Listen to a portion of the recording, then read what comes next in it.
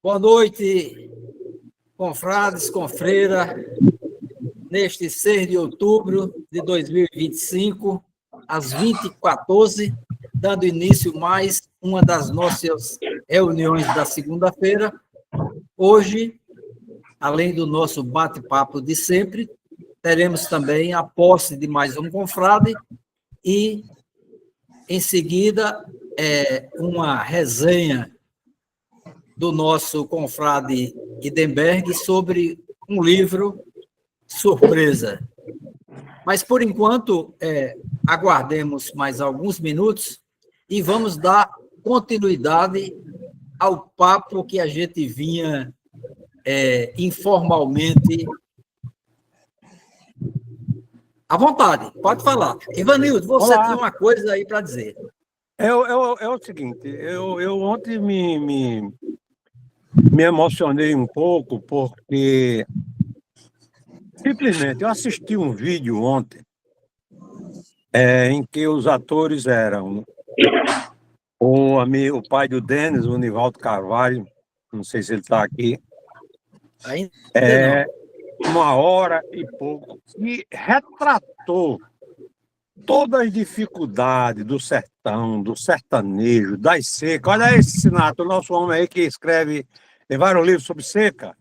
Então, esse vídeo, sinceramente, me emocionou porque eu conheço o Nivaldo, eu conheço o Denis há 20 anos, embora a gente passe, às vezes, algum período sem, né? Mas a riqueza de detalhe que ele trouxe, não só na formação histórica da família Carvalho, lá da Fazenda Panela d'Água e adjacências, como também a vivência, né, do sertanejo, me fez lembrar, porque eu também eu nasci no mato, eu sou do sítio, eu tinha irmão calejada na adolescência de limpar mato, limpar abacaxi, limpar cana, muito bem, foi na região do Brejo.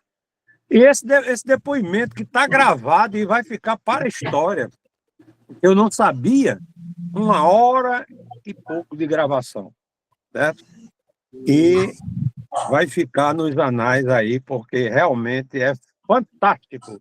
E quem não assistiu, assista, e Denis botou o link aí, do pai dele, seu Nivaldo, né, contando toda a história, a gênese da família, o sufoco que passou com o Lampião, o pai, né, o avô, tido como coiteiro forçado, cuidar de dois cangaceiros feridos na marra ou morria a família. Então ele trouxe muito detalhe que está, inclusive, no livro As Cruzes do Cangaço, que você, Gominho, e outros colegas ajudaram a compor, né, um dos melhores livros lançados nos últimos 6, 8 anos. Né? Então, esse registro que eu gostaria de fazer e dizer aos colegas que quem não assistiu, tira um tempinho e assista. E assista. Onde está o link? Está aí na Brás.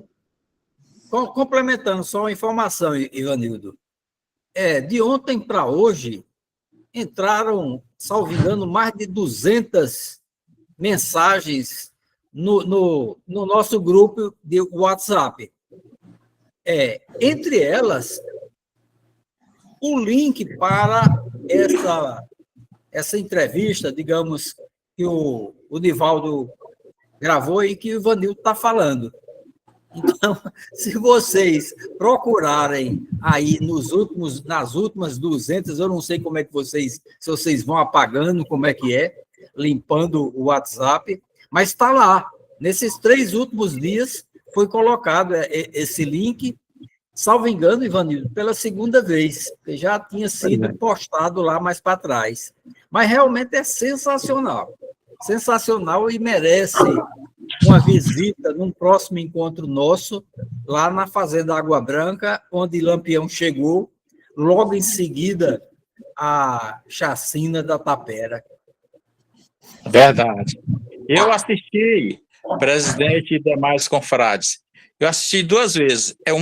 Ivanildo, 1 hora, 24 minutos e 15 segundos. Verdade. 1 hora. Assisti 2 vezes. Eu não sei se vocês prestaram atenção quando ele fala que o pai dele foi forçado. E que de lá eles escutaram o tiroteio todo. Escutaram o tiroteio. certo? E são Verdade. detalhes que a gente pouco relata. Nos livros que nós compramos, eu adquiro bastante livro aí que o nosso confrade pagou aqui, meu Deus do céu. Esse link com a Fazenda Água Branca, Guimarães, Sim, agora apareceu. pelo meu conhecimento, ele só veio a aparecer com o livro As Cruzes do Cangaço, de Marcos e de Cristiano. Antes disso, essa informação, com esses detalhes, não constava de nenhum outro livro, pelo meu conhecimento. Não. Eu vou mostrar para vocês aqui o tanto de livro que eu já comprei na mão do Adriano para procurar coisas inéditas. Eu vou muito pelo Ioni. O Ioni ficar sócio dele. Antônio, não é melhor você ficar sócio dele, não, né, Adriano? Você está comprando muito livro. Ó, vou mandar. Isso aqui está faltando eu ler, ó. Isso aqui, ó. Isso aqui, faltando eu ler. Eu estou lendo, e minha esposa até fala, não sei como é que você consegue ler tanto livro. Você compra desse senhor, Adriano, porque, Kátia, minha filha, são livros que eu nunca imaginei na minha vida que eu ia ter, certo?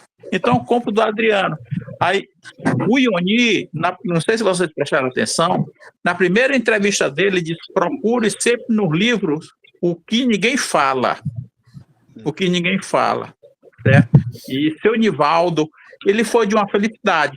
E esse vídeo dele aí, se ele transcrever, dá um livro mais ou menos de 150 páginas a 200 páginas.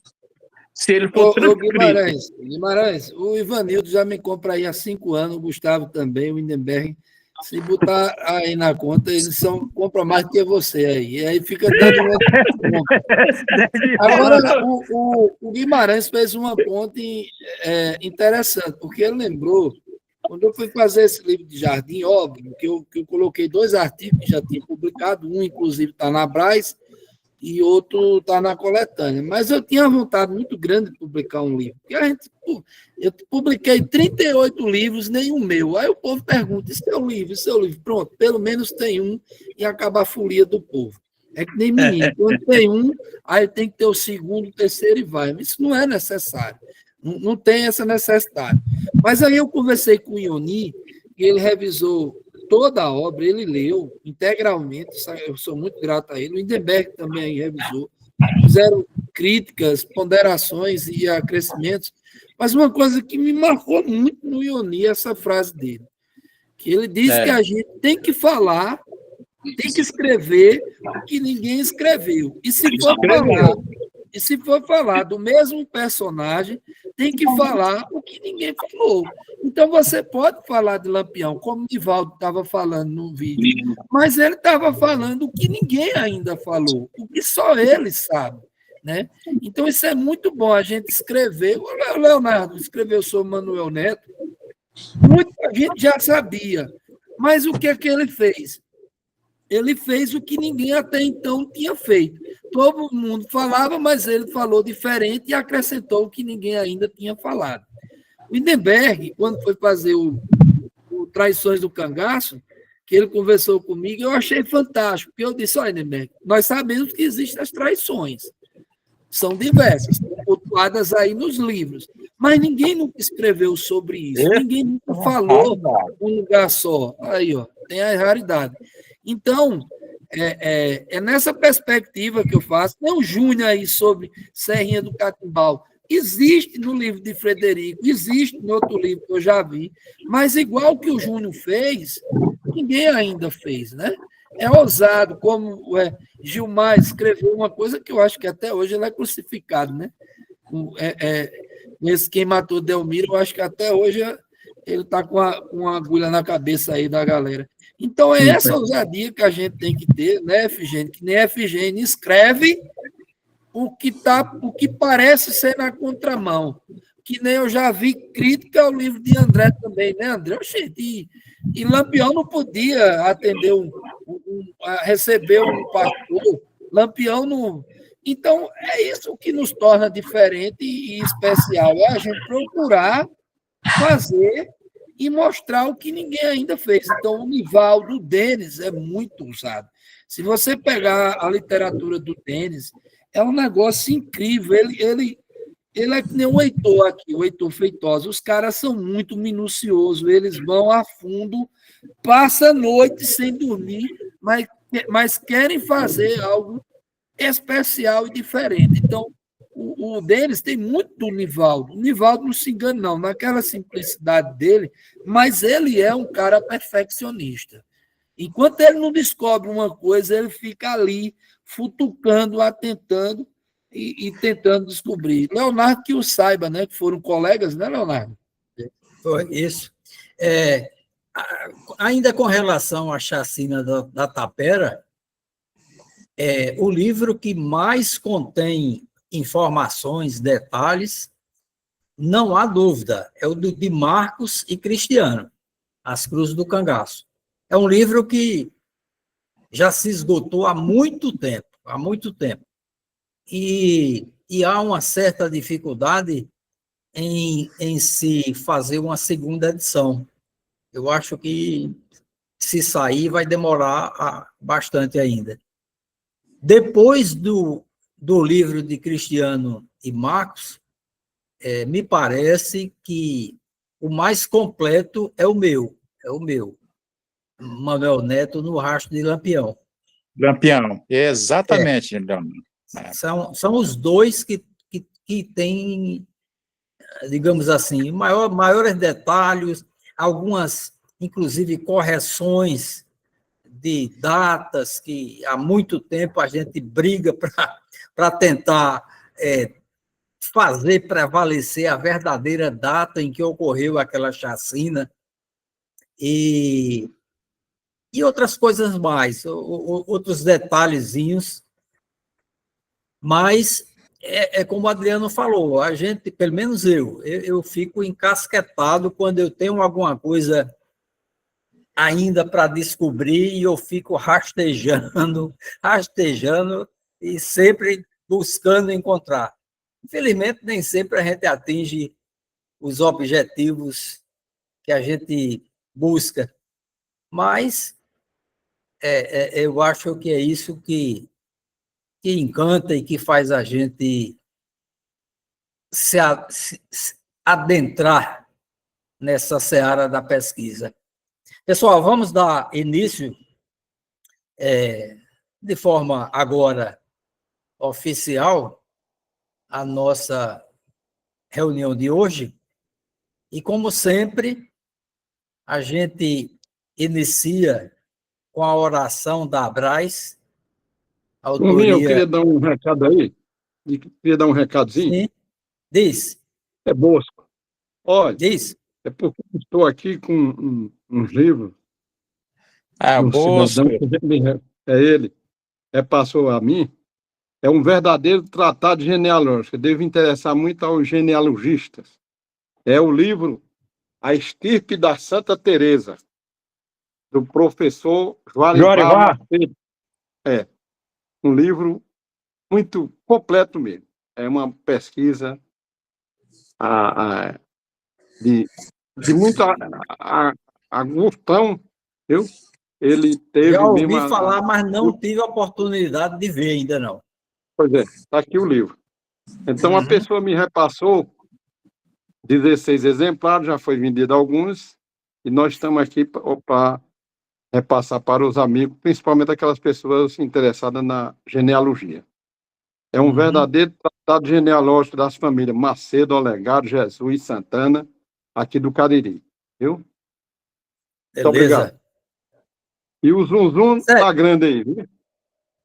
Isso. Célia, com você, a oração da Abraz do nosso confrade Gilmar Teixeira.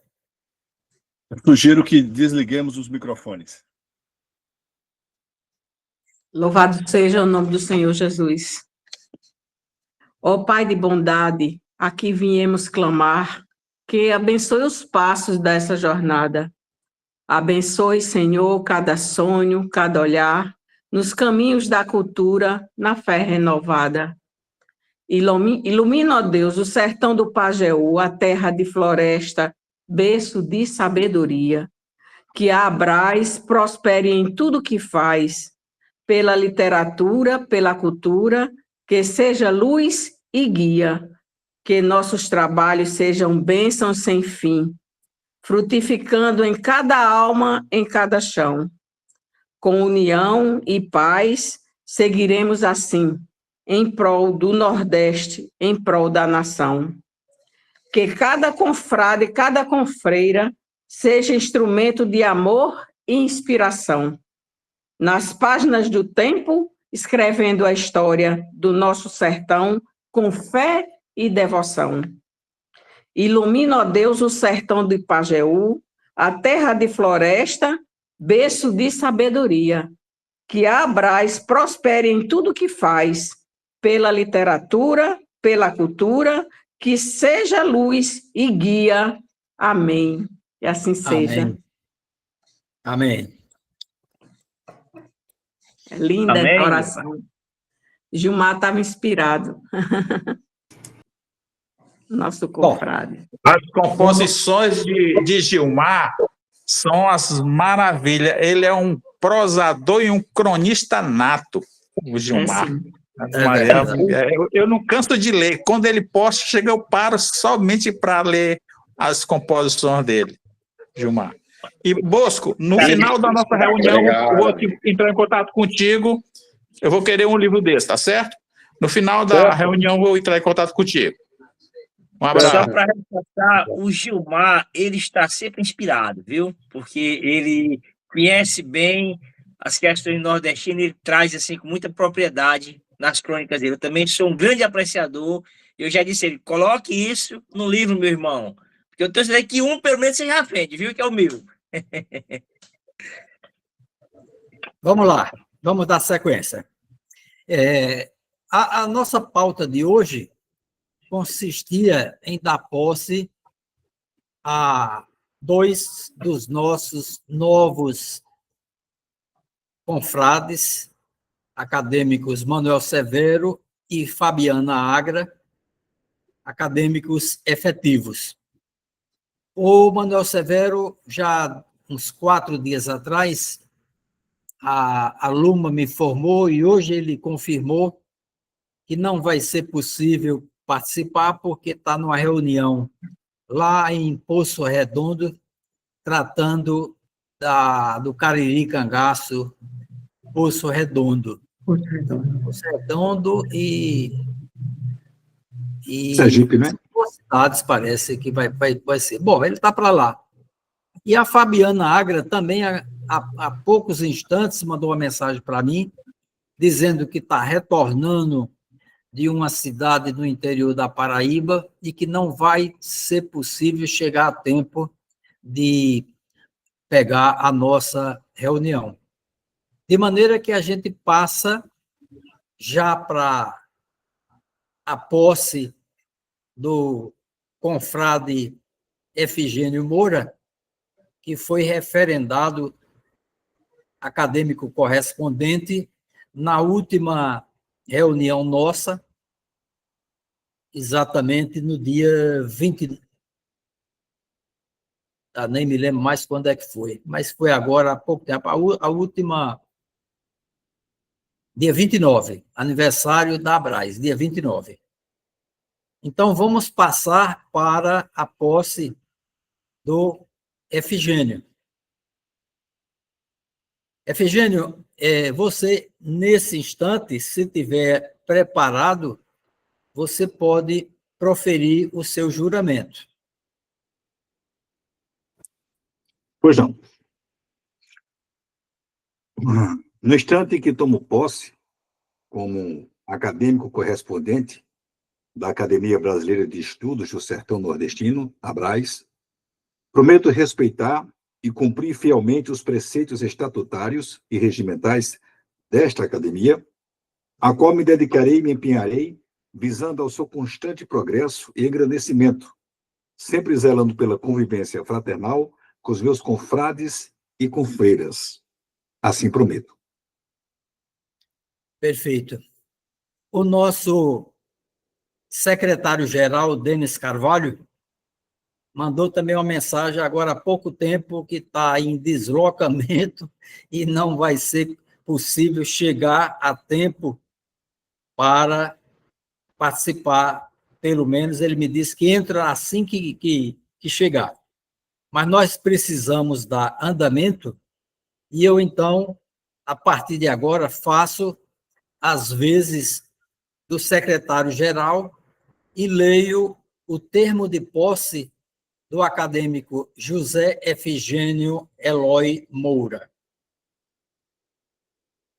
No dia 6 do mês de outubro de 2025, às 20 horas, participou da reunião ordinária da Academia Brasileira de Estudos do Sertão Nordestino, ABRAS, realizada por meio do aplicativo Google Meet, o senhor José Efigênio Eloy Moura, o qual, em sessão solene, como estabelece o artigo 27 do Estatuto da ABRAS, haja vista a aprovação ocorrida por ocasião da Assembleia Geral Extraordinária, realizada no dia 29 de setembro de 2025, tomou posse como acadêmico correspondente da ABRAS, cota do Estado da Paraíba.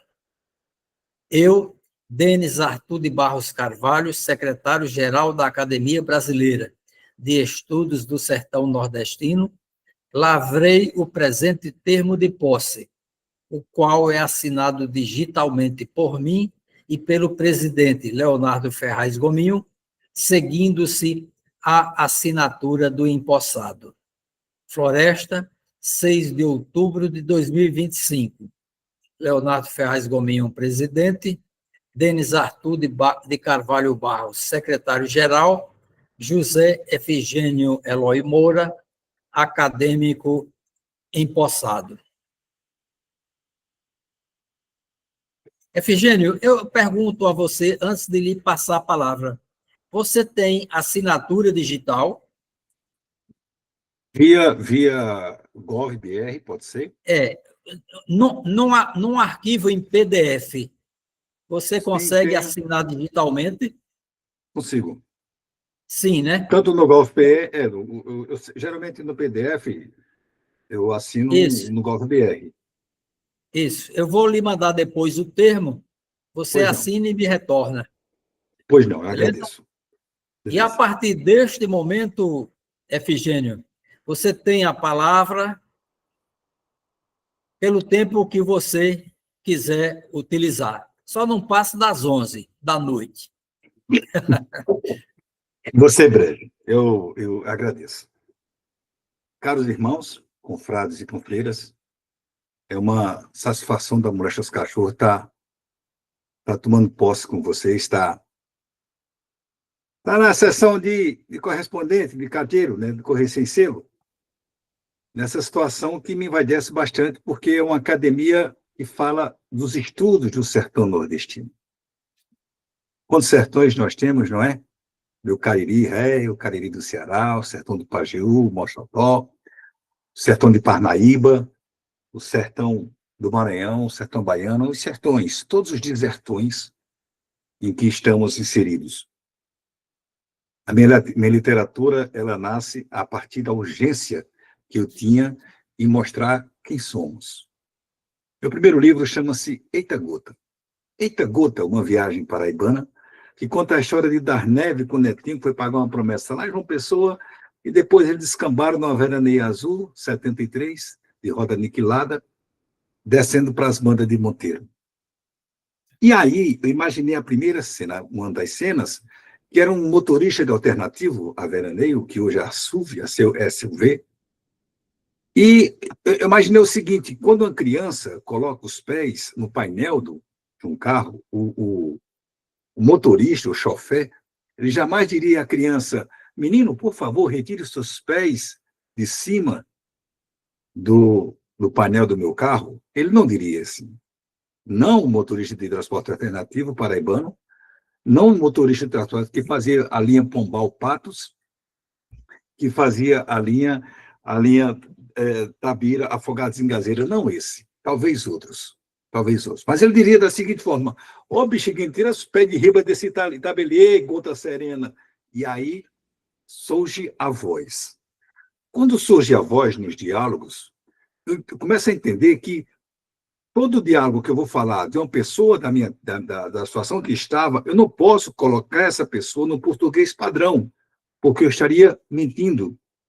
Mas você escreve ficção, Efigênia? Mas nem é mentira o que eu escrevo, nem sempre é mentira. E aí todos os meus personagens começaram a ter esse tipo de vocabulário, de falar. E isso aí me deu uma alegria tão miserável de grande, tão arretada, tão assim, sabe, que eu disse, rapaz, é isso. E aí eu recebi uma crítica essa semana, uma amiga minha disse, Efigênia, eu estava lendo Antônio Cândido, e ele me pergunta o seguinte, aliás, ele pergunta a qualquer um que lê seu texto, se o teu personagem, ele fala, entre aspas, o nordestinês, não existe, né? É tudo português mesmo. Se ele fala dessa forma, por que o narrador não fala? E aí eu me senti um covarde. Porque quando o Cícero de Luzia, Cícero, quando o Cícero de Luzia foi para o vestibular em 2013, que eu ia fazer as palestras Rio Grande do Norte, Paraíba, Pernambuco e Alagoas, eu me escondia em cima, atrás do narrador. Não, o narrador, ele tem a voz padrão, porque isso, porque aquilo. Sim, mas Cícero de Luzia diz, nessa caatinga grisalha, o que guia eu é o pretume dos olhos dela. Mas quem escreveu fui eu também, então para que essa covardia? E aí, no livro que estou escrevendo agora, chamado Agave, que fala sobre o ciclo do sisal, na Paraíba principalmente, eu trago essas vozes a partir do narrador. A partir do narrador, que é o que todos nós somos, narradores. E aí existe aí, começa, a partir daí, desse momento, uma arenga da moléstia dos cachorros para descobrir quem eu sou e para saber para quem eu escrevo. Aí eu descobri, com Marcélia, eu escrevo para mim. Ah, mas eu gosto da sua literatura, Edenberg diz, o Bosco diz, o André diz, o Gilmar diz, eu gosto da literatura, ótimo. Então é a sua também. Como dizia o compadre Pedro Nunes em Mundo Sertão, eu escrevo, o livro é meu, mas se você quiser, é seu. É para você também. Então, quando a gente começa a escrever para a gente mesmo, a gente começa a ter mais esmero. A gente começa a ter mais ciúme, a gente começa a lamber mais ele. E a gente passa a ter o bafo de uma novia bem novinha, que é a coisa mais linda da gente sentir quando a gente vai tomar o leitinho da gente nos curral. Então, a literatura, para mim, ela passa a ser, além da existência, sabe? Ela passa a ser o motivo de vida. E como eu escrevo a mentira bem vestida, a mentira lorde, né, que é chamada ficção, eu enveredei numa história que eu sempre quis saber como acontecia. E todo escritor de ficção, principalmente, é aquele cara que morre de saudade das coisas que nunca teve. Então, vamos lá. O que é o cangaço? O cangaço é uma ação de bandido, é uma questão cultural, é uma questão social, é o quê? Aí eu não entro na discussão porque eu não sou doido, sou besta de tomar partido. O que é que eu fiz? Eu criei uma ficção em cima daquilo que eu achei que poderia ter acontecido pós-cangaço. Onde foram as pessoas que estavam ao lado de Lampião? Para onde foram as pessoas que estavam ao lado de Corisco? A volante, como se comportou depois de 40? Ou então exatamente depois de 38? Depois do episódio se sim ou não de Angico. O que aconteceu? Como é que foi essa vingança de Corisco? E aí eu criei um personagem chamado Pedro Jeremias. E eu começo a inventar, na minha loucura, né, que esse personagem estava lá numa cidade chamada Bonito. E Lampião nunca foi por lá, pelas bandas de lá. Bonito, Pernambuco, onde teve o fogo do rodeador. Quando eu chego de Bonito, eu puxo para Camocim de São Félix, onde o cabo mata um cabo lá, um cabo da polícia, e Lampião flagra esse cabo matando um macaco no meio da rua e diz, cabo sangrador do macaco, cabo no meu bando. E aí a história se desenrola, e a partir do Pedro Jeremias, número 1, eu saio contando toda a história de Lampião que eu li dos livros de vocês. Veja como eu estou feliz hoje.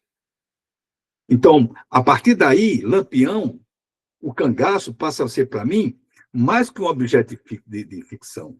Ele passa a ser um objeto de fixação, porque eu me fixei nessa história, eu bebi muito de Cincinato, né? Aquela cacimba que nunca secava, em 1915, e criei um capítulo chamado Distrito de Troia, lá nas bandas do Ceará. E descobri que o primeiro campo de concentração foi lá no Ceará, não foi em Auschwitz. E através de vocês, fazedores, pesquisadores e mantenedores da cultura cangaceira nordestina, né, recebam os meus aplausos. E, a partir de vocês, eu comecei a ver outro mundo. Então, Pedro Jeremias, para mim, é mais do que um romance. É uma história que poderia ser real, que acaba aonde a gente quer que acabe. E essa minha aqui acabou em Valença, no Piauí. Então, para mim, então, outra coisa, eu trago dentro do Pedro Jeremias, 1, 2, 3, a história, a Guerra de 12, de Augusto Santa Cruz, eu trago a Guerra de 30, de Zé Pereira, né? Obviamente que eu coloco a Paraíba no ápice da história, porque eu sou paraibano. Então, a história basicamente é o seguinte, é que quando o Pedro Jeremias sabe que Lampião morreu, ele quer entregar as armas para Padre Cícero. Mas Padre Cícero já morreu, vou botar as armas em riba da cova dele.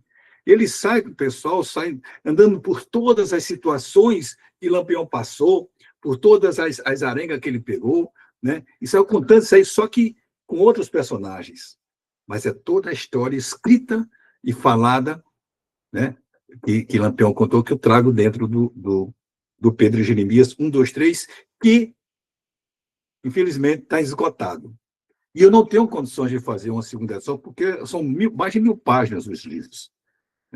E eu sou aquele caboclo, Gilmar, que gosta de ler coisa grande, porque ele passo mais tempo com os personagens. Eu morro de medo de deixar os bichinhos sozinhos.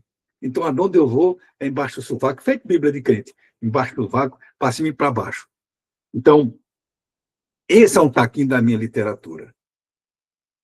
O resto da minha literatura, o entorno da minha literatura, é tudo em cima daquilo que nós vivemos no dia a dia.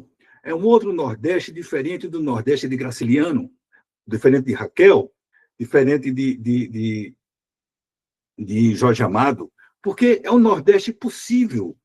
É um Nordeste onde não é caricato. É um Nordeste onde o andarilho chega e faz uma provocação. É um Nordeste onde um carolino, um menino, que acorda de madrugada e vê o pai sair para buscar um boi e não volta. Né? É o Nordeste onde um vaqueiro nasceu no bucho de uma cantiga de Luiz Gonzaga para abanar os queixos de um boi encantado, parido pela véia cachimbeira que por ali passou. Então, eu trago na minha literatura toda a efervescência que nós temos no Nordeste, que nem o Mato falou, que nem as coisas que o compadre André conta e que é arretado que só bexiga da gente ouvir. Então, Toninho, a minha literatura, ela parte do chão e da poeira. Ela parte de Ariano Suassuna e ela passa obrigatoriamente por cada um de vocês dessa academia, que muito me honra estar dentro dela. E aqui fica o beijo no meu coração, o padre Adriano que me fez o convite. Aqui fica um beijo no coração para cada um de vocês. E eu peço, pelo amor de Deus, me dá um pouquinho d'água, eu fico aqui no canto, embolinado, assistindo vocês falar. Que Deus abençoe a cada um de vocês.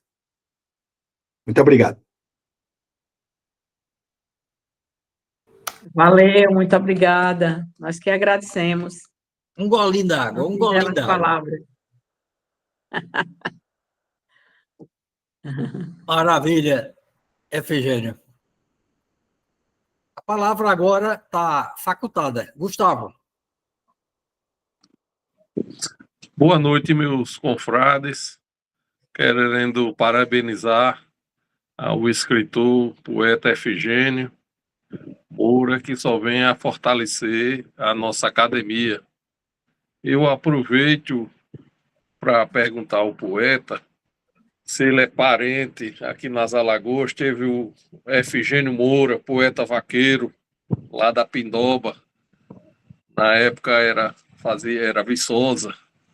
E eu tenho uma biografia do jornalista José Jurandir, que é o mesmo escritor de Os Crimes que Abalaram Alagoas. E eu me lembro desde menino ouvindo o poeta e declamador Jade Tenório fazendo a declamação de Zefa, que é, entre outros poemas de Efigênio Moura, que andou ali na Viçosa, Quebrangulo, Palmeira dos Índios. Aí eu digo, ou é homônimo, ou é parente, ou é neto. E mando um abraço aí para o nosso confrade e parabéns mais uma vez. Gustavo, boa noite, muito obrigado. Efigênio Teixeira de Moura é meu avô. Eu tenho um orgulho da moléstia do nome que carrego, a verve que eu trago dentro dele. Ele também era radialista, eu também fui radialista. Ele nasceu em Maribondo e depois partiu para a Vila de Pindoba, que pertencia à Viçosa. E meu avô, ele além de Zefa, ele tem o Deixei de Ser Eleitor. Eu tenho um livro chamado Caderneta de Fiado, que é uma história contada na primeira pessoa de uma menina que sai do interior de Pindoba, do Canavial de Pindoba, ali na fazenda Rio Branco. Ela sai dali e vem para Paraíba, e aí é um livro que homenageia os alagoanos, porque eu tenho muitos alagoanos, e homenageia principalmente... Fica botando aquele negocinho assim, que bota os cordéis na mesa, né? É um livro em Célia, está aberto. Ô, Célia, está interferindo. Já que interferiu, Efigênio, eu quero pedir Pois até não. perdão ao Gustavo, porque o Gustavo pediu que eu fizesse essa pergunta, e, Gustavo, eu esqueci mesmo. Esqueci, porque o TDAH, meu amigo, não é brincadeira, não. E com esse monte de reedição. Só que eu não entendi. Você é neto do personagem que ele falou? Então o mundo é pequeno. Não, Gustavo. eu sou neto do poeta Efigênio Teixeira de Moura, poeta vaqueiro, poeta matuto. Certo, mas esse seu avô é o alagoano que Gustavo está falando? É esse mesmo. Rapaz, após, meu amigo, o mundo é pequeno mesmo, viu? Não é? Então você é oriundo, descendente de nós alagoanos. Eu tenho o maior orgulho disso. Eu fico mais orgulhoso ainda, né, Gustavo? Eu tenho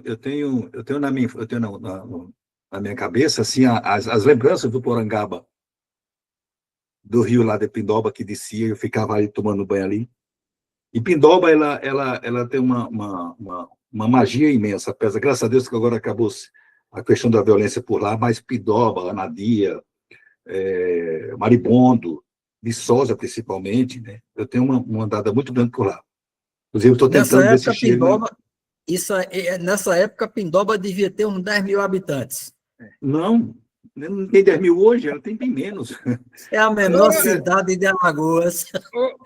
Efigênio, senhor, no caso, você é neto e leva o nome do seu avô poeta. Aí tem um ditado quase.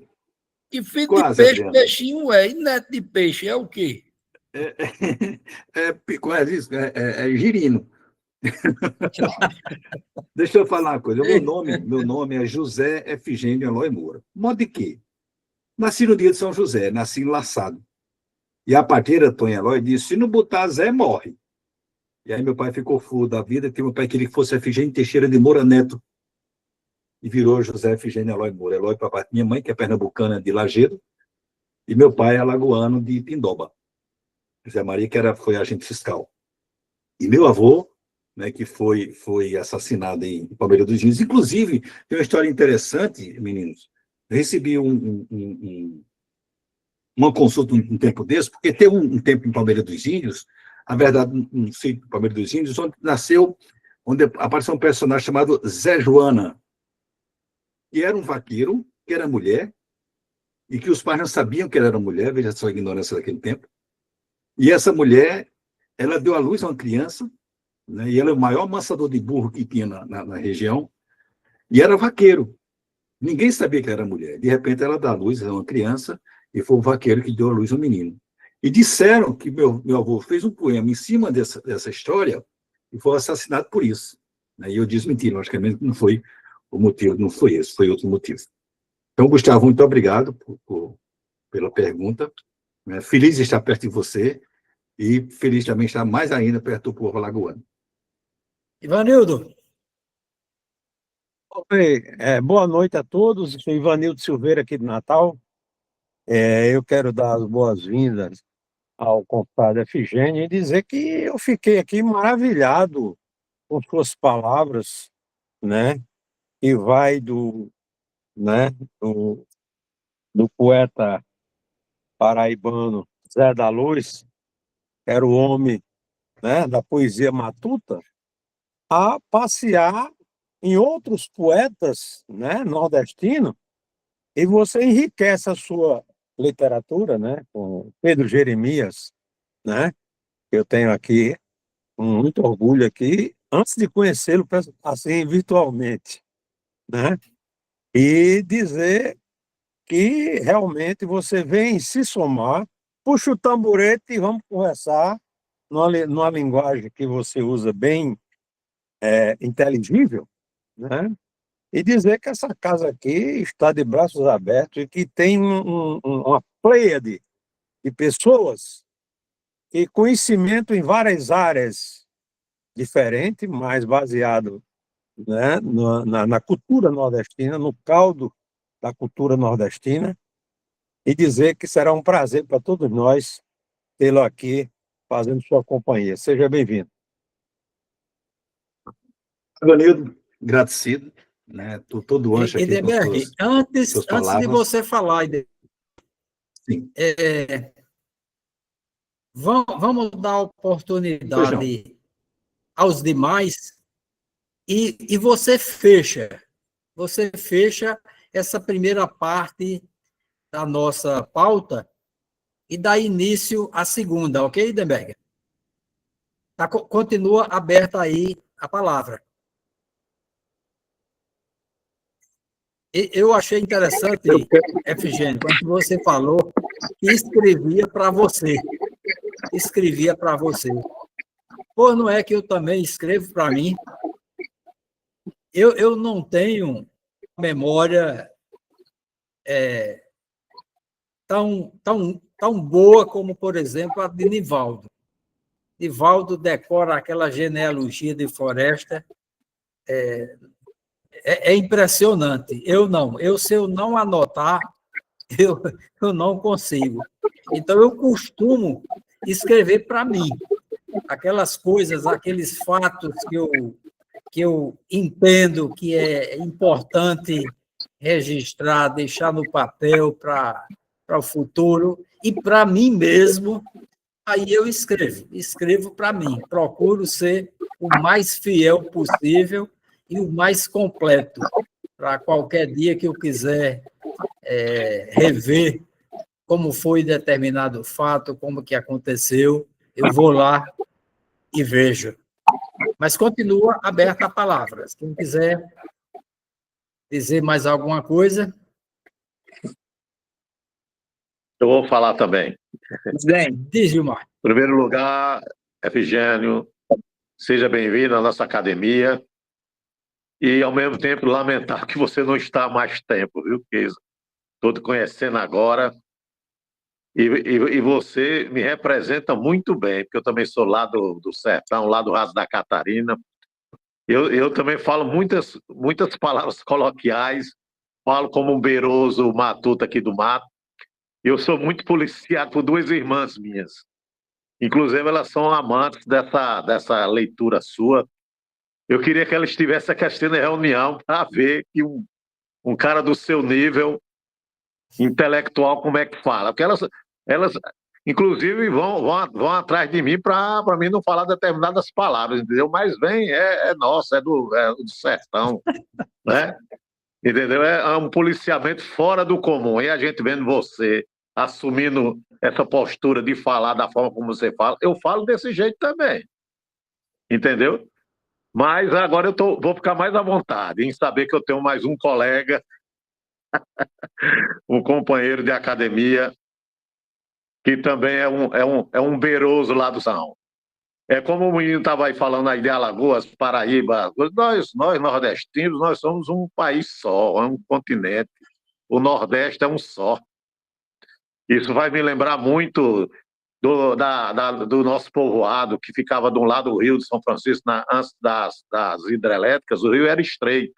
Ele ficou largo depois da construção das barragens em Paulo Afonso. Então, o meu pai e os irmãos ficavam de um lado chamando do outro lado os pernambucanos de corno, disso, daquilo. Era tudo um povo só. Tá entendendo? Inclusive, um atravessava de canoa, casava com uma pessoa do lado de cá, outro casava do lado de lá, eram tudo só. Mas criou essas contradições, né, de Estado, mas nós somos um só. Eu costumo dizer, Ivanildo, que o Nordeste é um povo só. Está lá o Gominho lá em Floresta e Glória, que eu estou, um fica de frente para o outro. Não é isso? Tanto quando o Lampião atravessou de Floresta, foi diretamente para o município de Glória. Então, não vou prolongar. Então, seja bem-vindo. E, ao mesmo tempo, não adianta nem lamentar. Você agora está conosco. Eu tenho certeza que nós vamos aproveitar muito dos seus conhecimentos, da sua amizade, da parceria que também virá futuramente. Então, seja bem-vindo, meu amigo. Você está num lugar apropriado para você. Maravilha, Gilmar. Boa noite, Denis. Está aí no ar? O Denis já está acompanhando a gente. Boa noite. E aí? Tô na Já está total. dormindo? Já tá arranchado. Eu tô tão cansado que você nem imagina. Mas não podia perder e prestigiar a posse do nosso novo colega, né? Isso. Hoje, Denis, como a gente estava prevendo, já que eu já tinha previsto, o Severo e a Fabiana não puderam vir. Então, ficou só a posse do Efigênio. Alguém mais quer usar a palavra? Senão... Eu quero dar as boas-vindas ao confrade Efigênio. É uma alegria muito grande receber aqui no nosso sodalício, viu? Um abração. Seja bem-vindo. Lindenberg, com você. Eu quero, inicialmente, dar as boas-vindas ao nosso confrade Efigênio, com a certeza de que ele vai engrandecer e enriquecer muito a nossa academia, pelo substrato literário e de nordestinidade que ele já demonstrou ter e repassou para nós. Mas, com todo respeito ao Gominho e ao nobre colega Efigênio, se não houver discussão, se não houver controvérsia, não vai existir enriquecimento literário, pois eu já acho, presidente, que nenhum escritor escreve para si. Com todo respeito. Por quê? Porque, embora a gente escreva as nossas sensações, as nossas experiências, mas eu acho que todo escritor, embora no imediatismo, tudo bem, a gente escreve para a gente, mas a gente escreve para nossa... Nem para nossa contemporaneidade a gente escreve. Eu acho que a gente escreve para a posteridade, porque, normalmente, os nossos escritos, se é que eles são apreciados, normalmente são mais apreciados futuramente pelos nossos netos, pelos nossos filhos. Pelo menos é o que a gente tem visto na realidade, né? É tanto que a grande maioria dos escritores, eles acabam sendo reconhecidos, acabam sendo ovacionados depois que já não está mais entre nós. Esse é um pensamento que eu tenho e eu queria só aproveitar para deixar esse contraditório para a gente alimentar mais essas ideias. Por enquanto é isso, e parabéns, Efigênio, e seja muito bem-vindo. Fico muito feliz que cada membro que ingressa na academia realmente tem muita coisa para somar conosco. Não é à toa que a sua eleição foi uma unanimidade. Todos votaram a favor e colocaram o seu nome aqui como prioridade na nossa academia. Era isso. Maravilha, Lindenberg. E dando sequência na nossa pauta, retorno a palavra para você, Lindenberg. Opa! Eu fiz aqui um certo dia, eu me coloquei à disposição do presidente da nossa academia para que a gente sempre escrevesse alguma coisa, como se fosse Lindenberg, só um instantinho. O Efigênio está chegando hoje, deixa eu só dar uma explicada para ele. Todas as primeiras segundas-feiras de cada mês, todas as segundas-feiras, as primeiras segundas-feiras de cada mês, nós temos uma reunião ordinária. Em princípio, até sem pauta. Agora, ocasiões como hoje, a gente incluiu alguma coisa na pauta. Mas, nas últimas... Sim, então aqui hoje, nesse dia de hoje, uma reunião ordinária, a gente trata de tudo. Conversa fiada, alinha as nossas atividades, bem à vontade. Mas há uns 2 ou 3 meses, eu já nem sei mais, o Idenberg deu uma ideia de, a cada segunda-feira dessa ordinária, um confrade fazer uma resenha sobre um determinado livro de um dos nossos acadêmicos. O Idenberg já fez umas 2 resenhas e hoje ele vai discorrer sobre 3, com essa ou essa é a quarta? Essa é a quarta. Pronto. Vamos ouvir a quarta. Vai lá, Idenberg. Eu quero só reforçar o que o presidente está dizendo, que, na verdade, seria interessante que os demais colegas também fizessem isso, né?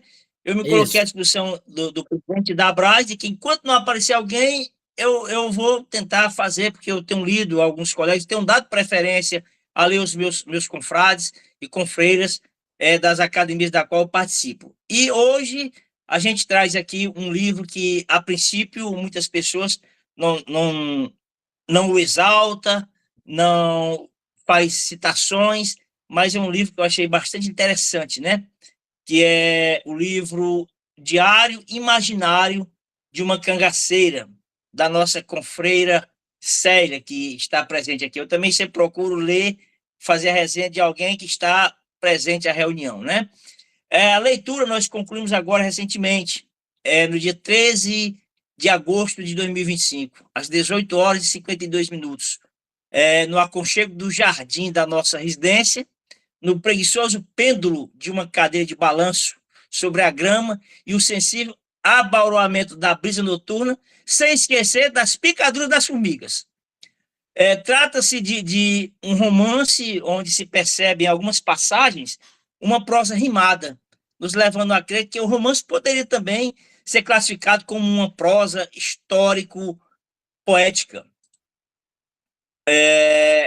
O romance de Célia Maria Silva, no meu entender, não é apenas uma construção literária fictícia, posto que ela traz mais seriedade e veracidade sobre os fatos históricos do que muitas outras obras produzidas por escritores que se dizem historiadores e por historiadores que se dizem estudiosos. O livro da confreira Célia Maria já se inicia com o aval do grande estudioso, pesquisador, historiador e escritor João de Souza Lima. Atualmente, sem dúvida alguma, na minha concepção, uma das maiores referências vivas sobre o tema cangaço, e especificamente sobre as mulheres do cangaço, já com muitas importantes obras publicadas nesse cenário. Embora de forma romanceada, Célia vai costurando os acontecimentos que envolvem a jovem Maria ao se apaixonar e casar com Zé, tendo com este o início de relação conjugal promissora, para logo se decepcionar com o marido, seja pela bebedeira que passou a ser costumeira, seja pelas participações do esposo em forrós, seja ainda pelo desprezo que impingia a esposa quando retornava de suas aventuras noturnas. Reproduz a autora a imagem do cotidiano de outrora, que se repetia em praticamente todo humilde lar sertanejo, demonstrando a religiosidade desse povo, quando não faltava, na multifuncional salinha da residência, um pequeno oratório e o quadro simples do santo preferido, como Coração de Jesus, São José, dentre outros, quase sempre ladeado pelo quadro ou uma imagem do santo do povo, do santo nordestino, o padre Cícero Romão Batista, o mais suplicado de todos.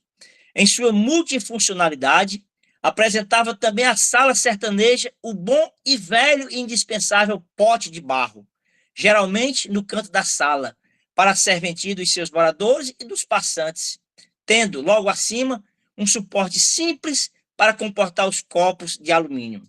Relembra ainda a imaginária cangaceira as brincadeiras mais corriqueiras do cotidiano infantil, daqueles tempos idos, tais como amarelinha, boneca de pano, pega-pega, passa o anel, quando o tempo parecia não ter pressa nenhuma. Retrata ainda a humilde infância e adolescência da protagonista do romance, Maria. Depois, Maria, ao se casar, passou a morar com o marido Zé, numa simples casa, desguarnecida da grande maioria dos móveis necessários, contendo apenas os indispensáveis, desprovida de todo e qualquer luxo.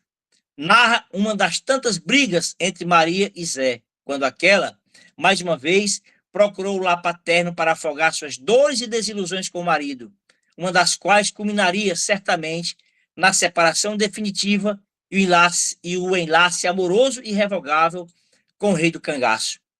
Como acontecia com praticamente toda mulher que resolvia abraçar um cangaceiro e com ele seguir no doloroso e árduo trilho sem volta do cangaço, a protagonista, que também é a narradora do romance, confessa que não foi a beleza pessoal de Lampião que a atraiu, mas sim o brilho do ouro distribuído nos aparatos junto ao corpo do cangaceiro, assim como as perspectivas e ilusões de boas aventuras, representada pelo acervo bélico que o cangaceiro carregava colado ao seu corpo, abrindo-se-lhe, assim, a possibilidade de uma vida mais dinâmica, cuja perspectiva transformou-se em dolorosa ilusão. Maria narra sua entrada no bando de Lampião, inclusive a forma negativa como era, inicialmente observada pelos demais cangaceiros do grupo, principalmente aqueles que acreditavam que mulheres no bando não seria uma boa decisão, pois certamente enfraqueceria o ímpeto belicoso do cangaceiro, além de atrapalhar os combates e atrasar perigosamente as fugas repentinas e precipitadas.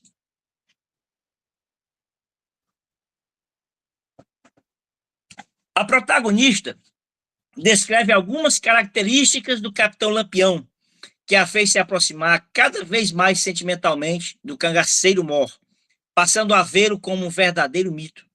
Nesse ponto, fala da boa relação do seu companheiro com os coronéis, chegando a ser, inclusive, amigo de alguns deles, que eles garantiam a segurança. Divulga a dificuldade no asseio, sendo escassos os banhos, realizados com mais completude quando se cruzava com um açude ou um rio, como São Francisco. Diz que era indiscriminado e abundante, quando tinha o uso de perfumes que lavavam o corpo inteiro, sempre ressaltando a vaidade dos cangaceiros, os quais, sempre que podiam, andavam alinhados. Os perfumes eram encontrados e comprados, geralmente, no meio das feiras, de qualidade duvidosa. Boa parte da rotina cangaceira também foi descrita pela autora em primeira pessoa, sem deixar de relembrar saudosamente sua vida anônima de outrora, quando podia dormir despreocupadamente em sua cama, sem a preocupação de fuga, sem o relento noturno e sem o sol que enchia o dia de calor insuportável. Fala da saudade e da ausência de coisas simples, como o plantio de rosas e vê-las crescer e colorir o ambiente, dar banho no cachorro. Tais tarefas simples foram trocadas pela agressividade do mato espinhento e pelas fugas precipitadas e constantes das volantes que não lhes davam trégua, chegando a afirmar, em saudoso e talvez arrependido sentimento, que a coragem passou a ser meu lema, o sofrimento meu dilema, a lembrança companheira, a saudade minha dor, numa introspecção profunda da personagem. As incursões do cangaço lampiônico no raso da Catarina não foram esquecidas pela narradora protagonista. De fato, descreve Maria, o raso da Catarina, como sendo um lugar de estratégico refúgio. Qualifica-o como sendo um lugar de índio, diante de suas peculiaridades assemelhadas a um verdadeiro deserto, sendo necessário profundo conhecimento da natureza para ali sobreviver. Haja vista a mata fechada, muito arenosa, ora pedregosa, com muitas cobras, sol ardente, quase nenhuma pluviosidade. Como é de costume, meus colegas, aqui em Morada Nova, infelizmente, todo dia, essa hora, falta energia. E o pior, agora 2, 3 vezes. e o promotor aqui está tomando as providências, mas é todo dia, não sei o que está acontecendo. Então, desligou tudo aqui, mas nós vamos já continuar aqui, já voltou. Então, Mas não houve interrupção, não. Só fez o escuro, não. mas já voltou. Pode continuar. Pois é, eu estou voltando aqui, o computador está abrindo novamente, que eu estou fazendo a leitura diretamente do computador, para a gente dar continuidade aqui. Só um minutinho. Estou ligando aqui o computador. Eu ia até avisar isso. Da outra vez eu cheguei a avisar, né? Aí quando eu acabei de avisar, faltou energia. É incrível. Não é a conta, não, Edmeg? Não, porque só tem 5 meses de atraso. Eu acho que com 5 ele não corta ainda, não. Não é possível. Tome como candeeiro sem gás, viu? Sem querosene. O livro do qual eu estou fazendo a resenha, ou se preferir um resumo, é exatamente esse aqui, né? Que, inclusive, ela escreveu, segundo ela diz na sua apresentação, na época da pandemia. Ela aproveitou aquele tempo ocioso, que não podia sair de casa, e acabou por escrever esse livro. Vamos ver aqui, se dá certo aqui.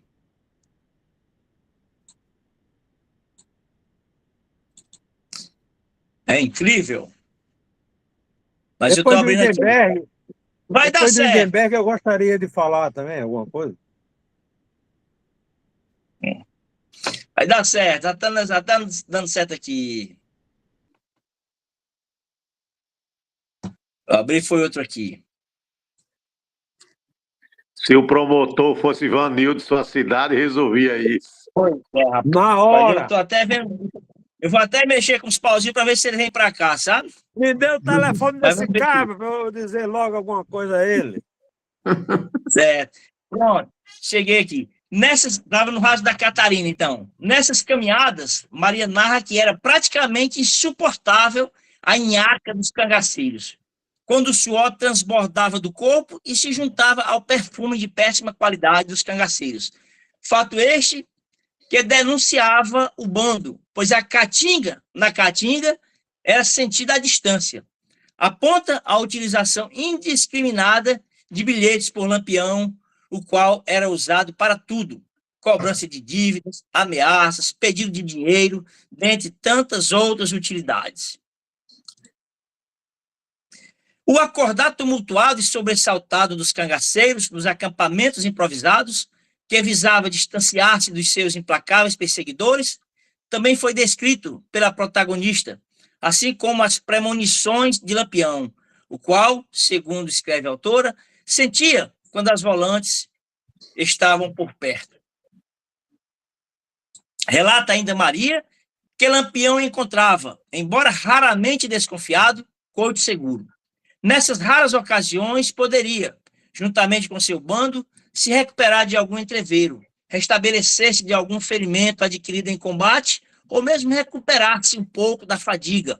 Até porque naqueles tempos e naquelas circunstâncias, bom mesmo e seguro era ser amigo de cangaceiro, garantindo-se assim a preservação da vida e do patrimônio, já que o Estado, em termos de segurança para os sertanejos, lavava as mãos. Para as mulheres, especificamente, como bem narra Maria, existiam dias que dobravam ou triplicavam o grau de dificuldade de permanência e de locomoção nessa triste e aventureira vida de cangaceira. Eram os dias das regras femininas. Não podiam se lavar, não tinham como se limpar, não existiam absorventes. Um grau ainda mais elevado de dificuldade sentiu as mulheres quando estavam em estado de gravidez, dificultando sobremaneira sua locomoção e atrasando o bando em sua caminhada ou fuga. Nos fez refletir, ainda Maria, sobre o aspecto psicológico, a triste realidade de carregar o filho na barriga, protegendo-se e protegendo-o dos tiros dos policiais em fugas inesperadas e, após a concepção, não poder criar, educar, ver o filho crescer, sendo obrigada a doar seu descendente. Normalmente é uma pessoa estranha, pois criança dava trabalho, fazia barulho, atrasava a fuga, chorava e denunciava o coito. Tinha que se livrar dele. Essa era a regra que mais entristecia as mulheres do cangaço, segundo a própria Maria do Capitão. Sugere ainda Maria, em sua narrativa, na introspecção novamente de seus pensamentos, que a vinda da mulher para o cangaço amenizou a violência dos cangaceiros, tornando-os mais humanos e sensíveis.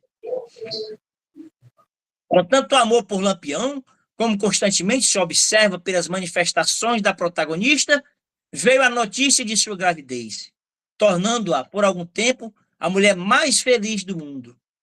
Com o nascimento da filha, após acrobáticos procedimentos, veio à luz a filha, assim como a decepção em relação ao comportamento de Lampião, que mal olhou para a filha e já demonstrava a necessidade de aplicação da regra de sobrevivência.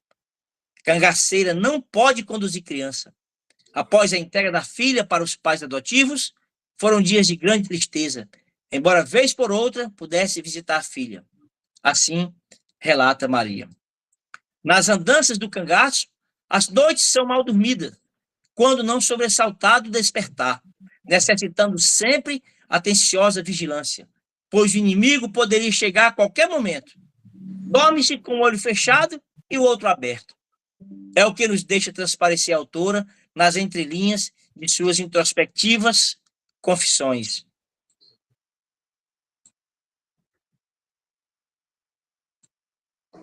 Maria, assim como a maioria das cangaceiras, não usavam armas para combater o inimigo, conduzindo apenas de pequena pistola para defesa pessoal e para indicar sua localização quando das precipitadas fugas. Esclarece Maria que não era tarefa precípua da cangaceira cozinhar. O fogão a lenha, em sua casa de taipa, passou a ser apenas uma triste e saudosa lembrança, posto que esse luxo não era verificado nos coitos, uma vez que era tudo improvisado. Quanto à questão do asseio pessoal, da higiene, do banho, relata mais uma vez a personagem que isso era coisa rara, um deleite extremo, poucas vezes vivenciado durante a saga cangaceira, sendo certo que, segundo a própria Maria, não era raro passarem semanas e até meses sem se deparar com água abundante e corrente para um bom e verdadeiro banho. Segundo Maria, a mata fechada era a visão constante dos cangaceiros. Embora dificultasse a caminhada, certo era também que ajudava a esconder os cangaceiros, facilitando a fuga quando perseguidos pelas forças volantes. Na fuga, os cangaceiros se defrontavam com cactos, imburanas, xique-xiques, mandacarus, macambiras e catingueiras pelo caminho, aliados e, ao mesmo tempo, exigentes de cuidados dobrados para não perecerem perfurados e rasgados por estes filhos inclementes da inóspita flora da caatinga. Diz a autora, pelas falas de Maria, que as emboscadas eram constantes, assim como retumbantes eram os impropérios e rogados pelos cangaceiros durante o combate com os inimigos, utilizando-se de todo o arsenal chulo do desrespeitoso e agressivo vocabulário sertanejo nesse aspecto. Deixa claro ainda Maria que o soldado capturado pelos cangaceiros sofreria grandes torturas, servindo, pois, de horroroso brinquedo nas mãos malignas e vingativas dos cangaceiros, cuja perversidade tinha sinônimo de diversão. Este fato, porém, era de induvidosa e verdadeira reciprocidade, uma vez que os policiais eram tão perversos e maus quanto os cangaceiros, pois também roubavam, torturavam, matavam e estupravam, porém, estes em nome da lei.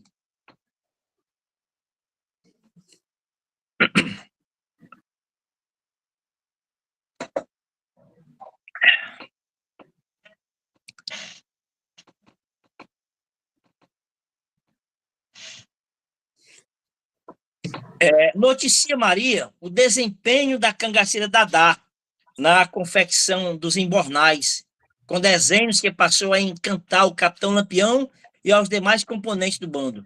Diz Maria que era corriqueiro receber presente de Lampião, principalmente joias, muitas joias, afirmando que Lampião chegou a enterrar muitas botijas no raso da Catarina, que jamais foram encontradas e desenterradas.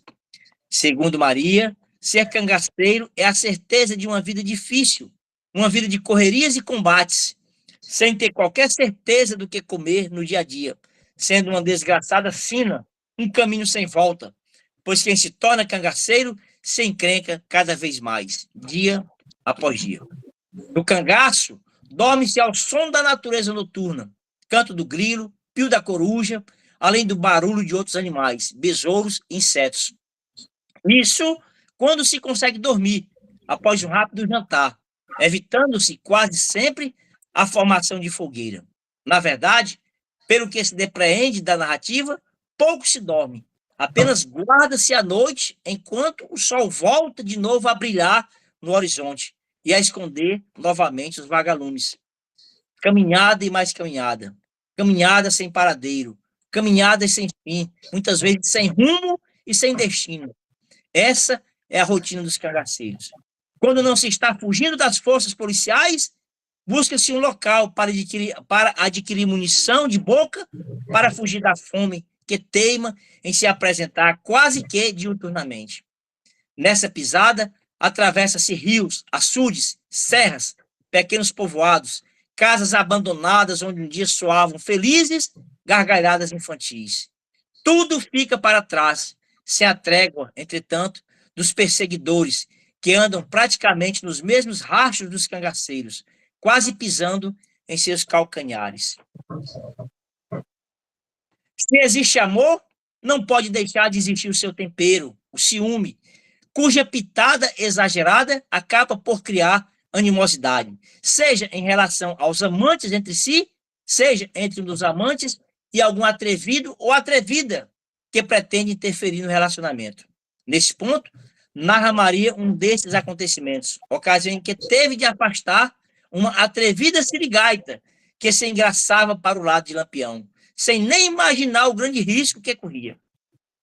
Confirma a protagonista a grande religiosidade que acompanhava os cangaceiros, sendo Lampião um dos mais vibrantes e praticantes.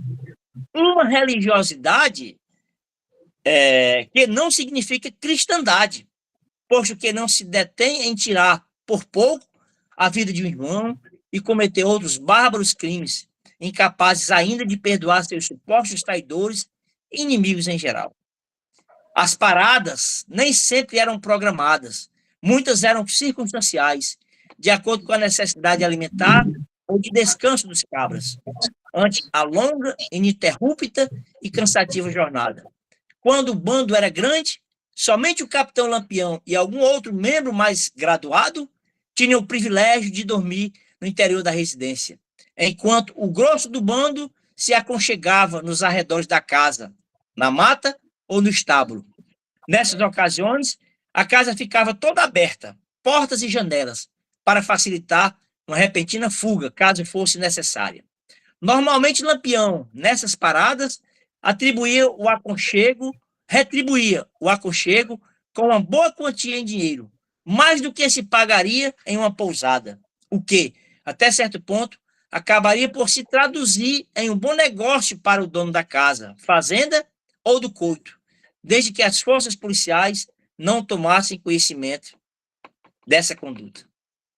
Captou e transmitiu Maria a alegria de seus comparsas com a vinda da chuva, o que não poderia ser diferente, uma vez que, sendo sertanejos, não conhece alegria maior, apesar de que a chuva repentina sempre trazia na garupa algumas doenças, como gripes e viroses, decorrentes da repentina alteração climática, obrigando o cangaceiro a usar de sua sapiência popular, medicamentosa, utilizando-se de meizinhas e remédios para a cura do mal súbito. Afinal, o cangaceiro, em seus pequenos bornais, que nem índio, tem remédio para tudo.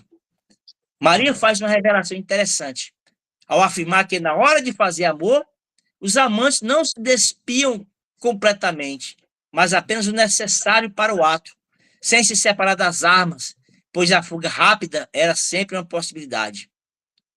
Era sonho de Maria, confessa com tristeza, poder um dia fazer amor nas mesmas circunstâncias de Adão e Eva, nus, completamente nus. Dos acampamentos ou coitos, não ficavam os cangaceiros amontoados em um só lugar. Armavam barracas relativamente distantes umas das outras, com 3, 4 ou mais cangaceiros em cada. prevenindo-se sempre de um ataque ou facilitando premeditadamente uma fuga.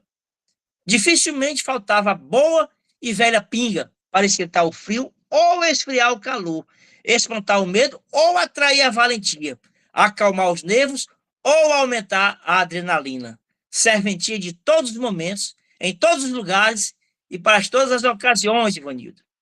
Narrou ainda Maria o epílogo de sua existência, abreviado na grota de Angico, no fatídico para uns e heróico para outros, dia 28 de julho de 1938, pondo fim não apenas ao amor de Lampião e Maria Bonita, mas erradicando praticamente de uma só vez um dos maiores flagelos de toda a história do povo do sertão do Nordeste do Brasil, o cangaço. Tiros foram ouvidos inopinadamente, repentinamente, inesperadamente, sem qualquer possibilidade de reação orientada. O que restou por tirar a vida de Maria, Lampião e mais 9 cangaceiros, deixando à posteridade apenas a triste lembrança de momentos difíceis e de um amor que nem a morte conseguiu sepultar, uma vez que o amor de Lampião e Maria Bonita permanece atualmente como história, como mito e como lenda. Este, o resumo do romance escrito por minha confreira, Célia Maria Silva, de prazerosa e aconchegante leitura, sem a descrição tétrica e pormenorizada dos atos de crueldade, de tortura, de estupro, de covardia, de mortes e de chacinas, que enchem de lágrimas, de luto e de sangue as vidas de muitos inocentes sertanejos. Um livro que se lê numa sentada, mas não se esquece numa eternidade. Um grande feixe de informações, um verdadeiro roteiro do que foi o cangaço lampiônico, onde a autora, de forma singela, em primeira pessoa, aborda muitos dos micro-temas relativos ao macro-tema cangaço. Uma leitura didática de um romance onde se apreende acontecimentos de uma saga épica real. Muito obrigado. E esse é o resumo. E algumas vezes, inclusive nessa leitura, eu cheguei até a ficar arrepiado, me colocando lá na situação da cangaceira Maria, porque realmente a história do cangaço, embora triste, embora dolorosa, mas é uma história bastante interessante que nos faz pensar muitas coisas. Obrigado. Eu quero falar. Eu agradeço demais essa resenha minuciosa que você fez desse primeiro. Esse foi esse foi o segundo livro que eu escrevi na minha vida. O primeiro, eu fiz um documento de toda a minha vida funcional na universidade, da entrada até a aposentadoria. E esse livro aí que você resenhou é O Diário Imaginário de uma Cangaceira. Eu comecei me preparando para me aposentar da universidade e comecei a ler sobre o cangaço. Então, tudo que eu lia, eu me imaginava lá nas histórias. Ia escrevendo. Eu nem podia fazer muitas citações no meio da história, por isso que eu botei um diário imaginário, que é realmente muita coisa imaginada, porque, assim, era uma distração que eu tinha já nos últimos anos do meu trabalho, não é? E eu ia escrevendo, e acumulou muitos escritos. E Jorge Remígio, numa visita da minha casa, ele disse: Célia, está maravilhoso. Ele leu alguns capítulos e disse: pode botar num livro que está muito bem, está muito bacana. E muita gente que já leu se sente como se estivesse no cangaço. Agora, tem que ver aí que muita coisa é imaginada, que não é parecido com a realidade, mas realmente não foi a realidade, porque a gente que sabe, que pesquisa e estuda o cangaço, na minha opinião, eu acho que a gente nunca vai ter uma história realmente do cangaço, porque muita coisa aconteceu em surdina, e alguns que saíram do cangaço, às vezes aumenta a história, e algumas pessoas que escrevem também viajam, assim, em algumas histórias, muitas coisas ficaram lá escondidas na caatinga, né? Eu acho que eu acredito que a gente nunca vai ter uma história certa. Mas esse livro foi o primeiro livro que eu escrevi. Esse foi antes da pandemia. Na pandemia eu escrevi o Cangaço no Cordel, 1 e 2, foi na pandemia. Esse aí foi antes da pandemia, foi o Diário Imaginário de uma Cangaceira. Eu fico muito agradecida, meu amigo, de você ter feito essa resenha, viu? Tão bem feita e tão minuciosa desse trabalho, viu? Agradeço demais e agradeço a todos os meus amigos. Estou muito feliz. Sério, Viu? se o Muito presidente obrigada. me permitir e o Vanildo deixar, eu queria só fazer uma colocação. Permite, presidente? Permite, Vanildo? Permito, tranquilo. Embora você coloque realmente como uma coisa imaginária, mas eu diria que o seu livro ele traz quase tudo que a gente... Quase tudo não, mas muita coisa sobre o que os escritores realmente escrevem sobre o cangaço. Eu acho até que esse seu livro pode ser transformado um livro didático também, porque além de ser de boa leitura, você, de uma forma bem simples, bem tranquila, você aborda praticamente... você aborda muitos temas do cangaço, muitos temas. Então, eu acho que, apesar de o título ser uma cangaceira imaginária, mas tem muito de realidade da história do cangaço nesse seu livro. Obrigado, Ivanildo. Obrigado, presidente. Obrigada, eu que agradeço. Ivanildo. Oi. Parabéns aí, Idenberg, pela sua resenha fantástica que você fez do livro da colega Célia.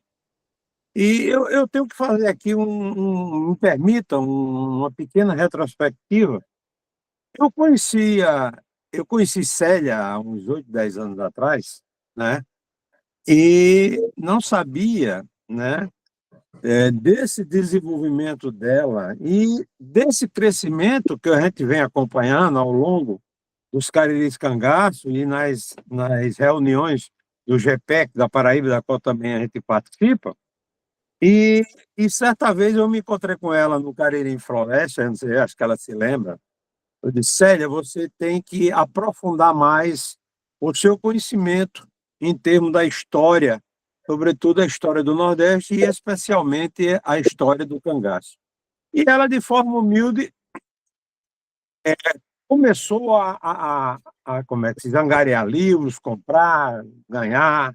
E Célia, ela tem muitas qualidades e vem crescendo ao longo desse tempo. E nós acompanhamos a Célia, a escritora, também feita aí na resenha do colega Idenberg, a Célia cordelista, que já tem quase em torno de 100 cordéis, né? A Célia, artista plástico, que se especializou também na feitura em bornais do cangaço e de peças, né, relativa à cultura nordestina. A Célia dançarina, que, como é que se diz, começou, assim que eu digo, junto com o amigo Quirino, né, a dar um visual, a trazer uma mensagem nova, né, de cultura e de dança nos eventos do Cariri Cangaço. E, recentemente, de 2 anos para cá, eu vi agora a Célia atriz, a Célia declamadora, né, a sua desenvoltura, o seu crescimento, né, o seu falar para o público de modo claro, objetivo, dizendo o que vem lá de dentro do seu coração e captando todas essas inspirações que vêm da cultura nordestina e que você vem tão brilhantemente, né, desenvolvendo nos seus trabalhos. Porque não é só livro que você, né, faz, mas também quase, acho que é em torno de 100 cordéis, né, você já tem pronto? 91. 91, quase que eu acertei. Mais né? de 50 só dentro do cangaço. Eu acho que eu sou a que mais tem. Então, esse seu crescimento a gente vem acompanhando já há alguns anos, né? E também dentro das nossas possibilidades e limitações, aqui e acolá a gente está ajudando com alguma coisinha que a gente encontra na internet, certeza, com a obra sobre estética, com uma monografia né? Uma dissertação de mestrado, alguma coisa. Olha, você mandou, semana passada, eu já imprimi. Danada, você é rata do gatilho, né? Então, o que a gente vem encontrando, a gente se lembra, né, de você, de alguns colegas. Eu agradeço demais a todos vocês. Que a gente puder fazer, e os colegas, para que você cresça, para que você mostre todo esse seu talento, né? A gente está acompanhando e E eu só tenho que dar os parabéns a você, né? Por esse seu crescimento artístico, pelo esse seu crescimento humano, pela pessoa simples, humilde e de bom caráter que você é. Fique com Deus. Obrigada, Ivanildo. Essa reunião de pessoas, essa família que eu vejo aqui é que adoça a nossa vida, a nossa caminhada. Viu? Agradeço muito a Deus e agradeço muito a vocês, meus amigos. Viu? Efigênio? Eu tô abestalhado aqui com a forma como Lindenberg colocou, né? Aonde ele colocou Célia. Sabe? Eu só acho que se eu encontrar a Célia, eu vou. A gente Eu se não li. encontrou rapidamente, Efigênio, mas a gente Foi. nem teve tempo de falar. Aonde? Foi naquele encontro da FliPB. Sim. Quando eu saí, sim, você chegou. Foi, é mesmo, tem razão. E aí eu escutei você lá em. Onde é aquela cidade, rapaz, miudinha? Lagoa Seca, não. Como é aquela cidade? Lagoa de Roça, não lembro bem. Lagoa de Roça, bastante Lagoa de Roça. Pois bem, mas isso que você falou, Lindenberg, é esse Maltiquim, viu? Tem umas coisinhas a mais que ela. E quando ela se traveste mesmo, é que ela encarna o personagem. Eu queria pedir permissão aos confrades para poder me retirar, de modo que eu tenho umas coisas para fazer. E quem manda aqui em casa é a minha esposa. E ela já olhou 3 vezes para mim, quando ela é a 4ª vez, ela fecha a porta do quarto, aí eu me lasco. Mas eu queria antes de sair, se for permitido, eu queria ler um trecho curtinho de minha obra atual, que é essa aqui, Carolino, que é a história daquele vaqueiro, né? E quando ele sai procurando o pai pelo sertão dos Cariris de dentro, ele encontra um andarilho. E quando ele encontra um andarilho, você sabe, quando a gente encontra um andarilho, ele corre da gente, né? Ele sai do meio da estrada, vai para o meio do mato, porque tem medo de gente. E aí ele estava um andarilho com um saco, e ele perguntou ao andarilho: se você fosse me dar alguma coisa daí de dentro, desse seu bisaco, eu ganhava o quê? Aí ele riu, o andarilho, desatou o nó que fechava a boca do saco, colocou a mão lá dentro e tirou uma caixinha colada dos 4 cantos. Isso é o quê? Tudo fechado? Perguntou o vaqueiro. E ele disse: uma caixa de maravaia. Dentro dela eu prendi o espírito da seca que peguei e tranquei depois que vi um coronel morrer de sede lá no Raso da Catarina. Ô, gente. E ele diz: quando a seca vem morrendo de sede, bebeu o sertão, coronel alisava a mão e saía comprando as terras quase de graça, empurrando os pobres coitados para longe do seu torranatar. Coronel tinha sustância, era graúdo, tinha como comprar e comprava. E o vaqueiro diz: mas a culpa é... Aí o andarilho faz: seu vaqueiro, não se trata de culpa, trata de circunstância, de amizade. Coronel me disse uma vez: doido, quem disse que a seca é ruim? Me diga o que faria Sandoval de Chacutuba sem água na terra, sem comida no mate, nas cocheiras, na mesa para a família, a terra dura, sem poder arar, o que é que ele fazia? Morreria, ele e a família dele. Então a seca lhe dá a oportunidade de vender, de ter um dinheirinho bom, de percurar outros roçados, do modo que sabe que não vai dar para viver da atividade minguada que ele tem.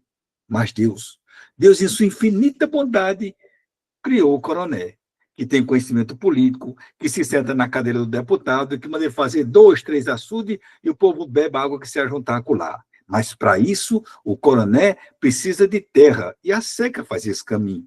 Já que o pobre coitado sequer vai ser recebido pelo prefeito, talvez pelo vereador. E para ele não morrer de sede, ele toma o entendimento que o coronel vai lá e faz.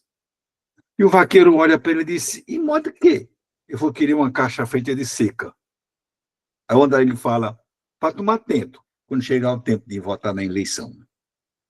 Só muito obrigado pela acolhida. Que Deus abençoe cada um. Valeu. Peço licença para me retirar. Segunda-feira, 1º de novembro, estou com vocês, mas se houver antes, pode chamar que eu venho. Nessa segunda ou segunda de hoje a 15, nós teremos mais uma reunião. Mas a gente avisa. É só chamar que eu vou. Isso. eu acho que a gente pode encerrar por hoje. Gente, acabei com a festa, foi? Não, mas porque já esgotou a pauta e hoje eu estou quebrado também. Trabalhei desde 6h30, peguei a estrada 12h30 de Floresta para cá e estou aqui meio quebrado também. Então, boa noite a vocês. Até a muito próxima. Obrigado. E... Boa noite. Boa noite. Boa noite, muito obrigada. Boa noite a todos. Recomendo novamente assistir o vídeo do seu Nivaldo, pai de Denis, que o link já foi colocado aí pelo colega aí. Né, Eu coloquei. André? Isso. André colocou o link aí. Vale a pena, 1h30, mas... Vale a pena, vale a pena. Muito bonito, muito bonito. Deus abençoe vocês. Parabéns, Deus abençoe, Deus abençoe. Deus abençoe vocês. Um abraço a todos. Deus abençoe. Boa noite.